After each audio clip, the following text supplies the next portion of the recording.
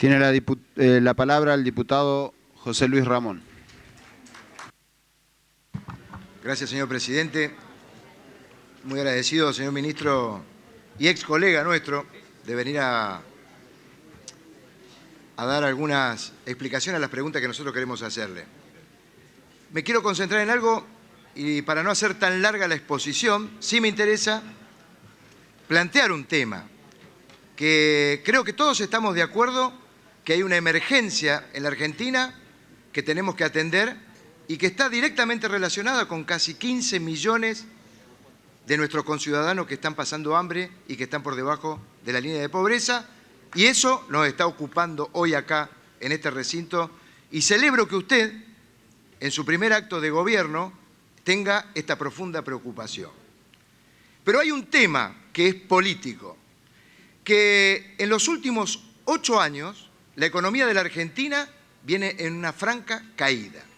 Y en esa franca caída de los últimos 8 años, y tiene que ver con la política instrumentada por los dos partidos que llevaron adelante a la República Argentina, hay una franja de la sociedad que achicó su brecha. Y que no es solamente aquellos que son los más vulnerables. Hay una franja de la sociedad argentina que está sufriendo desde los últimos 4 años específicamente, y me tocó ser oposición de ese partido en ese momento, que no importó hacer un ajuste que va directamente sobre esa franja media de la sociedad argentina. Eso es político. Porque cuando se habló de ajustar la prestación de los servicios del Estado y los servicios públicos sociales, el acceso a esos servicios está limitado. ¿Por qué? Porque pareciera ser que todavía, desde la toma de decisión de los dos partidos que gobernaron en los últimos 8 años, sigue siendo un problema de costos y de rentabilidad de aquellos que prestan el servicio de manera subsidiaria del Estado. ¿De qué hablo? Por ejemplo, para que una familia argentina que tiene un salario del medio de la sociedad, tiene que pagar el gas, tiene que pagar la electricidad, tiene que ir a un supermercado a adquirir los alimentos, los elementos de uso personal y de limpieza, y resulta ser que están apoderados 5 empresas de la manera de imponer las condiciones del mercado para adquirir esos productos, y cuando va a pagar con el ticket o va a tener el ticket para pagar en el supermercado, tiene realmente un disgusto en la sumatoria del supermercado, del valor de la tarifa de electricidad, Diputado, de disculpe, gas, de agua. concéntrese en la pregunta, así podemos ¿Sabe avanzar. por qué se lo digo? Porque hay 2 temas y son las 2 preguntas, y vale la introducción que le acabo de hacer. Los créditos UVA y UBI afectan a esa franja de la sociedad muy grande en los últimos 8 años que necesitan acceder. Hay 7 millones de faltantes de vivienda.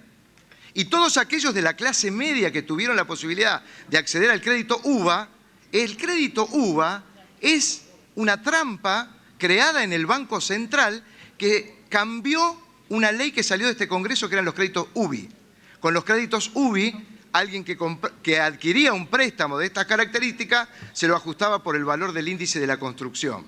Mientras que cuando el Banco Central resuelve crear los créditos UVA, ¿qué sucede? El valor de actualización de ese valor del crédito pasa a ser por la inflación. Entonces, cuando aparece el combo de la inflación y de la disminución de los salarios en la familia argentina, ¿qué sucede? Estas personas que intentan acceder a una vivienda se encuentran con que los bancos resolvieron cambiar las condiciones. Y hoy hay un problema de emergencia y bánqueme en esto. Son 30 segundos más. El segundo es el relacionado con las viviendas y el aporte al RENAVAP en el artículo 74. Hay un 30% de ese impuesto que se va a recaudar, que es una suma importantísima, que tiene que ir al RENAVAP, y en el proyecto figura al turismo local. El RENAVAP por primera vez va a tener el ingreso de fondo. Yo la pregunta que le hago, señor ministro, es ¿qué va a pasar con la emergencia de los créditos UVA para aquellos que tienen ese crédito sacado con los bancos? ¿Y qué va a pasar, o si han tomado en cuenta, que hay 7 millones de faltantes de habitación y no puede ir para el turismo ese porcentaje tan alto de impuestos que se va a recaudar? Lo tiene que ser el 100% para el RENAVAP. Quisiera seguir haciéndole preguntas. Ya sé. Gracias. Gracias, diputado.